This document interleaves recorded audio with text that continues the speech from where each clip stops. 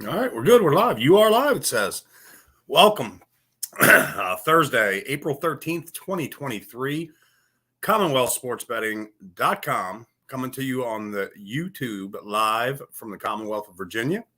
Down here in the mountains. Out in front of me is Gap Mountain, and behind me is Brush Mountain.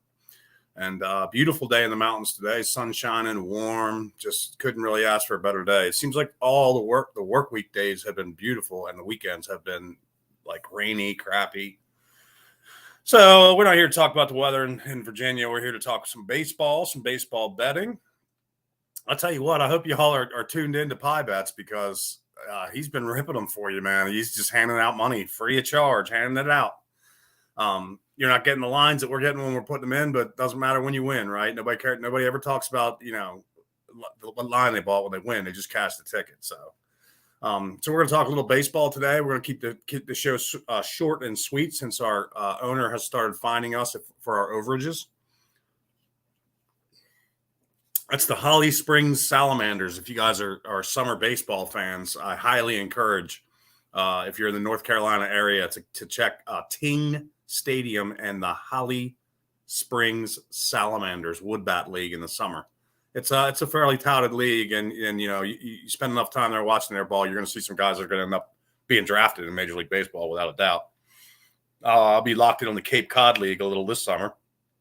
I have some family that played for Holly Springs, and now they're heading to Cape Cod for the summer, and hopefully to the Major League Baseball draft. This is obviously what we're looking at. Baseball wise, so Pie gave a winner last night. I think it was Dodgers. I think the one he gave was Dodgers -0.5. I think it was plus 105. And that worked out nicely for him. So just talking baseball betting here. So I'd say maybe like Monday, Tuesday-ish, we're going to hit the halfway point of the season, or not the halfway point of the season. Good Lord. We're going to hit the 10% mark, okay? 162 game season, 16 games in. You hear a lot of, if you're watching videos, if you're listening to us talk, we talk about small sample size, right? Don't overreact to the data. If you're new to baseball betting, not only are you new to a very difficult sport to bet day in, day out, but you're also getting a new set of rules, right? So all of us that have been doing it, I've been doing it far enough back that now, I've seen the DH come. I've seen the shift come and go. I've seen Pie Eater. What's up, baby? Oh, I'm sorry. Oh, I didn't even see that. Okay. All right. Well, I think you hit every other free play you gave out, so I don't think anybody's beefing. But Pie's been on fire. So anyways, you bet through baseball through all these changes, right? Every sport changes. You couldn't handicap the NFL or college football the way you did in 1980. You would be going just throwing money down the sewer. So the same thing with baseball. So as baseball bettors, we learn to adapt to these rule changes that come and go. Some stick, some don't. Obviously, the DH was one of the first big ones talked about in baseball betting, obviously. For the longest time, I did not handicap the American League. Never liked the DH. Don't like the concept that a pitcher can throw at a guy but not have to come to the plate. The game, in my opinion, was better when pitchers that would intentionally hit someone. And believe me, you can listen to all the media rhetoric you want. Every player on the field knows if a guy was beamed or if a guy was just accidentally hit. Okay, trust me. There's no doubt among anybody's mind if there was intent or not. But when you can chuck at somebody and then you don't have to go up there and get chucked at. I was with Jim Cott a couple of days on a golf course, and Kitty Cott, I think he has 2 less gold gloves than Maddox, 16 gold gloves and 6 or 8 Emmys. Jim Cott, pretty incredible guy. Nobody has that combination but him. He can also break 80 right and left-handed on a golf course. But he told me a story. He said, I used to hate facing your Pirates in the 70s. And I said, well, they were good, but why other than that? And he said, well, I'd have to go find their starter before the game, every game, and be like, listen, do me a favor, okay? Please don't hit try just best you can not to hit any of our guys, because if you plunk someone, I got to plunk a Pittsburgh Pirate. Well, if you were a Pirate fan like I was in the 70s, or if you know your history of baseball, I knew immediately what he was talking about. And he's like, Ray, what do I do? Who do I pick? You want to hit Stargell, Parker, Madlock, Easler, Milner, Robinson? These guys were like, they were bad men is what they were. I mean, they were just straight up bad men. And no pitcher wanted to throw at any of those guys. Well, and the other thing, it eliminated it when they didn't have to come to the plate. So I just did National League for a long time just because I felt like it was, the managerial aspect came in. You had to do your belt. You had to manage your bullpen and manage your hitters, pinch hitting, when to bat, when to bunt. A lot of different strategy goes into the pitchers actually having to hit. And I get it. The casual fan wants to see 10-8 games every night, and that's fine, and teach his own, right? So, but we adapt with those rule changes. So now if you're jumping into the game this year, you're jumping into, again, another set of rule changes. Now they've taken the shift away. They can still move, but they can't have to have 2 on each side of the infield. I think they all have to have feet on, it's part of their feet on the dirt. We're seeing hits go up. The pitch clock is looks to be creating stolen bases. But again, what does everybody say when we talk about this? Small sample size, small sample size, small sample size. Okay, baseball's 162 games. So 16 games in, we're at the 10% mark. If you think about it that way, to me, the data always runs true to a degree, but the more data you stack, the better you can rely on it to be a predictive item, to be a solid predictor of an outcome. And that's why we look at data. We don't look at data to be like, I just look at data so I can look at a bunch of data and be able to brag to everybody that I know all the data for a team. That means nothing to me. I'm looking at data to try to pick out specific points that help indicate a team's potential chance to win the baseball game. Okay, that's really all it is. Then the odds maker hangs the number and he says, this is that team's chance to win a game. And I can either agree with them, disagree with them, or pass, or whatever I want to do. But so small sample size, yes, but we are getting, around Monday, Tuesday, most of the league should have in 16 games. So that's your 10%, your 10%, 1/10 of the season is gone. For me, about 20% is where I start. The in-season data really starts to become valuable. What a lot of guys, and I know I've talked to Pie Bets, what he likes to do is a combination in this part of the season where he's still looking at historical and last year's data for players, and then, kind of trying to see a track, right? A trend, go upwards, downwards, flat line. The main thing I wanted to get across is he made some really good teaching points in some of his videos this week, and I kind of wanted to piggyback on that. While it's a small sample size, it's, the data's starting to add up. What I do personally with my betting, we've talked about it, flat better, 1 to 5% per play. Okay. So that means let's do a theoretical. You deposit and let's just forget about bonuses or factor them in however you want. I don't care. Everybody's got a different bonus.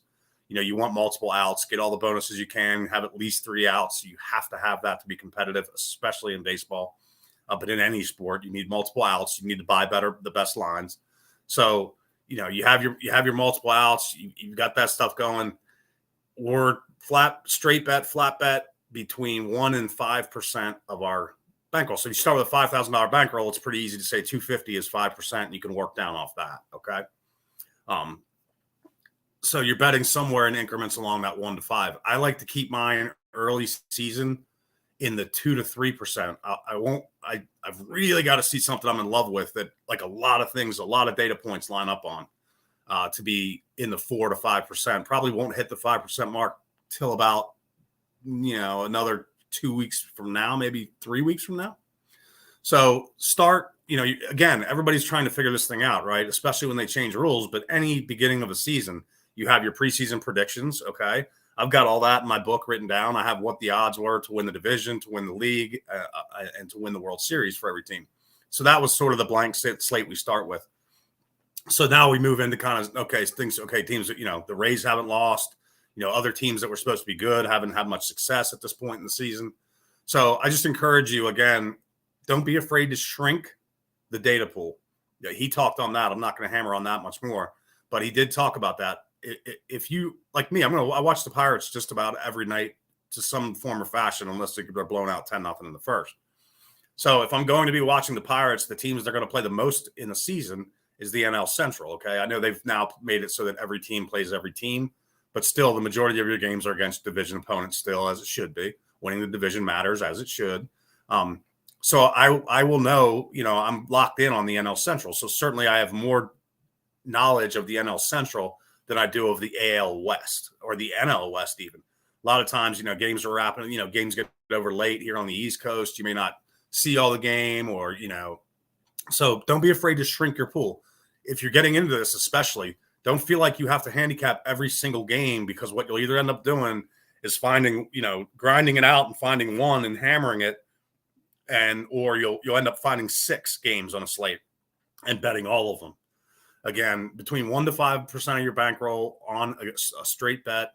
And right now, I like to lay in about the 2 to 3%. The 4s and 5s will come, folks. We're going to get into July, August, the dog days of summer. And that's when we're going to crank it up, because then we have consistent data points that are really showing a line, right? So then we'll ride into that.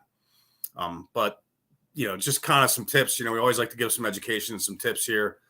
Don't be afraid to shrink the data pool. What that means is if you want to do one division or one league or two divisions or whatever you want to do what you can handle with your time. We all have other things, families, jobs, whatever, other stuff that we have involved in our hobbies, other stuff that we have involved, girlfriends, wives, boyfriends, whatever it may be. You want to, you have a set time to allocate to handicapping. I have that. And so I have to do a handicapping method that I can fit in that window. So don't be afraid to shrink your data pool to fit the time you have to handicap, and be sharper at less than being mediocre at all. Because mediocre in baseball, generally, it's not going to go good in the long haul. So you want to be really strong on some. So shrink the pool, be stronger on less as opposed to average on a bunch, and manage your bankroll. When you log into your account, the top right corner has a number on it. That's the number that is your starting bankroll for that day. If I go on a 8-2 run, my bets on, after those 10 games are the actual bet amount is higher because my bankroll is going up. Conversely, I go 2-8, my bankroll is going down a little bit. At that point, my bets are also going down. That also keeps you from chasing losses and going on tilt. That's what buries people. There's no way that's minus 250 loses today. They lay 250 to win a buck. They lose. Next night, the team's minus 300. Oh my God, they never could lose. All of a sudden, you're down, 550 to win 200. You lost both bets. Now what do you do? Now you're betting the late game. Oh, the Dodgers are on right. They're going to blow them out. They're the Dodgers. Now all of a sudden you're 0-3 and you lost half your bankroll in a period of about 6 hours in one night. Stay disciplined, people. Stay disciplined. There's a number on the top right of your account. So when you log into each account, that's your balance. At that point, you're going to pick, a spot between 1 and 5% to bet. Okay. If you're betting 50% of your bankroll on a play, good luck. I hope you smash it. I hope you win every bet. I hope everybody wins every bet. I mean, imagine if they did, the sports books would all close. We'd be back to the books again. So shrink your data pool, manage your bankroll. I can't emphasize that enough. It's the number one mistake most people get floored by. They don't have a dedicated bankroll. They get down a little bit. Suddenly they're betting 6 times their initial bet. If you were doing it with a bookie back in the day, the bookie knows what you're doing. Okay, he knows you're getting hammered, and you probably are going to reach a point where you can't come up with all the money. So again, they call it a bookie's dream. When they see you reaching on the late game because you just lost 3 in a row, they know what you're doing, and they pretty much could tell you what side you're going to take at that point. Because I promise you, if you just lost 4 straight games on a day, you are not going to take the plus 180 dog on a 10 o'clock start on the West Coast. You're going to lay the juice with the favorite. So just a little tips and strategies. Hope that helped you. Pi had some great ones this week for you. I'll be here Wednesday, Thursday, Friday, Saturday, Sunday is my time slot. 5:45 on Thursday and Friday. 12:45 on Saturday and Sunday. So we'll send out alerts. You'll get, if you follow us on Twitter, our YouTube channel, please like and subscribe. If you like this video and it's helping you, don't be afraid to like and subscribe. It's a good thing. We're here to help you. Again, Commonwealth Sports Betting on Twitter, at Commonwealth Sports Betting. Exactly. It's always about educating the public here. I mean, that it's an expanding market. When markets expand, people get in that don't know what they're doing. It's not cool. There's Gamblers Anonymous for a reason. We're one of the paths to take to avoid Gamblers Anonymous, because once you reach that phone call, it's usually a pretty dark place. Okay. It's just, I'm not trying to be gruesome, but I'm just trying to tell you, Gamblers Anonymous exists for a reason. And the reason is people are not educated on what they're doing. They're betting with their heart or their eyes or their memories of teams. And that is a quick way to go down the crapper in a hurry. All right. That's enough education for you. I'm already fined, Pi. I was just here so I wouldn't get fined. Pi, I'm going to ask you to pay the fine today. Let's get on to a comp selection for our loyal viewers. Tonight, we are delving into the Detroit-Toronto baseball game being played in Toronto. So we gave this one out last night. We did pretty good giving this out. And again, this is the benefit of being a client, being a subscriber to our service. You're and I'll go over these two games real quick. Well, one of them I'll go over. I'm not going to tell you who it is because it hasn't started yet, but it's a client play, both of them. But the lines have moved significantly in both. We had the one total we gave out the total stayed the same. It went from minus 103 to minus 118. I see it on social media all the time, folks. Does 15 cents really matter? Does 15 cents matter? Are you kidding me? 15 cents is like, I mean, geez Louise, does it matter?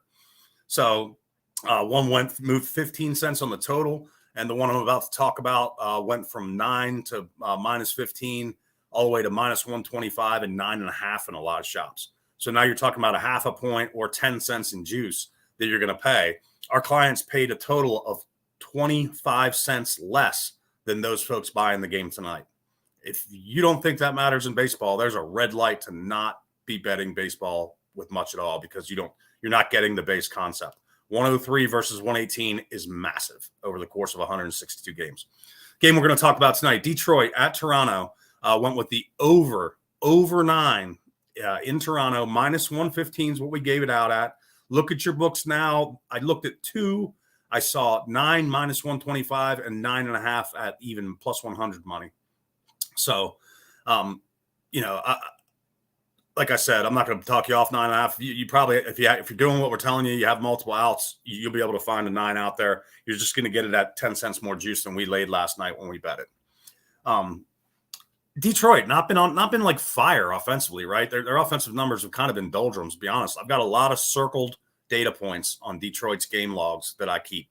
I keep game logs and then a spread of data points. When those data points are like way wonky, is a circle, whether they're pounding the ball or not hitting it at all, whether pitchers are getting pounded or pitchers are throwing strikes and getting people out and getting later in the game. Detroit has not been hitting that well per se. They've had a lower offensive output, obviously, than they anticipated going into the season. But in Detroit's 11 games, this will be their 12th. In Detroit's 11 games, 7 of the 11 have gone over, so 7-4 to the over. So that's probably telling you Detroit's problems run a little deeper than the bat. And Toronto, obviously, I could sit on here all day and give you data points and metrics and blah, blah, blah, blah. Toronto can hit. We all know Toronto can hit. Toronto can hit at home. The key to this, the one that tipped the scales for us on this one, Detroit and Toronto rank very high in Major League Baseball in average OBP and home run percentage versus right-handed pitching. You have 2 right-handers on the bump tonight, Turnbull and Bassett Hound. Again, not the kind of righties they're gonna make you lose your lunch if you're betting over and grab your ankle. It's just they're okay. They're decent righties, but they're nothing that's gonna. I mean, I don't look for them to come out and shut them down. Again, you can get some atom balls. It happens, but Turnbull, Bassett, not great right-handers. 2 teams that hit right-handed pitching well. Detroit games trending 7-4 to the over. Toronto obviously is Toronto. We got a nice value over 9 minus 115. So that's the comp selection for tonight. 18 minutes. I'm probably getting fired now, but again, trying to educate, trying to help. So that's your comp selection for tonight. Tomorrow, Friday, the 14th, we will be back at you 5:45 Eastern. All you got to do is like, subscribe, and hit the notifications button. Then you'll get a notification 30 minutes before we start. Then you can set another notification for when we start. Then you're always going to be on the contact. We're looking for viewers.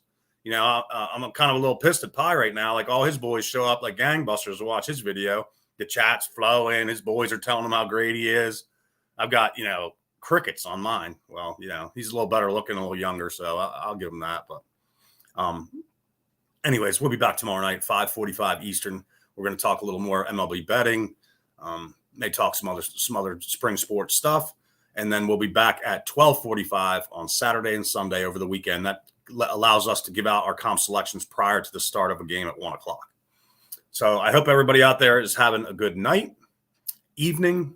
It's beautiful. We're getting into the long days of summer. It's fun to watch baseball as the sun goes down and the evenings get really nice right now. So I hope everybody enjoys it. April 13th, 2023, comp selection over 9, minus 115, Detroit, Toronto. Get you some if you want, fade you some if you want, or stay out if you want. Do what you want. Make yourself happy. We'll see you tomorrow, 5:45 Eastern. You'll have a good night. Take